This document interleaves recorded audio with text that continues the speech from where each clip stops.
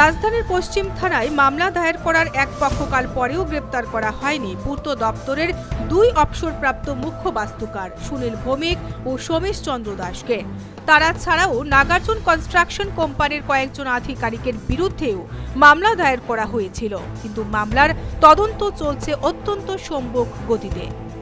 মূলত কাটাখাল ও উড়ালপুল নির্মাণে তাদের বিরুদ্ধে আর্থিক দুর্নীতির অভিযোগ উঠেছিল।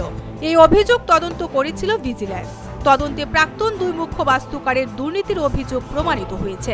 এরপরই ভিজিল্যান্সে এসপি পশ্চিম থানায় মামলা দায়ের করেছিলেন, কিন্তু এখনও গ্রেপ্তার করা হয়নি অভিযুক্তদের।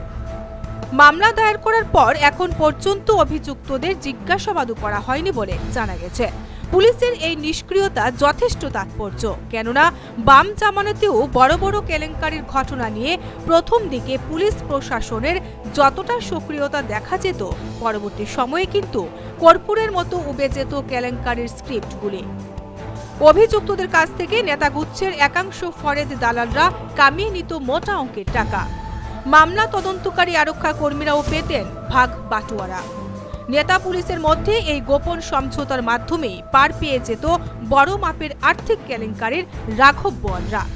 এই ধারাবাহিকতা কিন্তু ফের পরিলক্ষিত হচ্ছে বিজেপি সরকারের রাজত্বের এক বছরের মধ্যেই। বাম জামানায় বহু কেলেঙ্কারির সঙ্গে জড়িত সরকারি আধিকারিকরা কিন্তু বহাল তবিয়তে রয়েছে। তাদের বিরুদ্ধে আর্থিক দুর্নীতির অভিযোগ থাকা সত্ত্বেও আইনি কোনো ব্যবস্থা নেওয়া হচ্ছে না।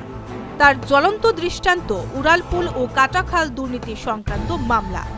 এই মামলার পুলিশি তদন্তের গতি প্রক্রিয়া থেকে স্পষ্ট, বাম জামানার কেলেঙ্কারির ঘটনাগুলির মতোই ক্লোজ চ্যাপ্টারে পরিণত হতে চলেছে উড়ালপুল ও কাটাখাল মামলা। Bureau report, news vanguard.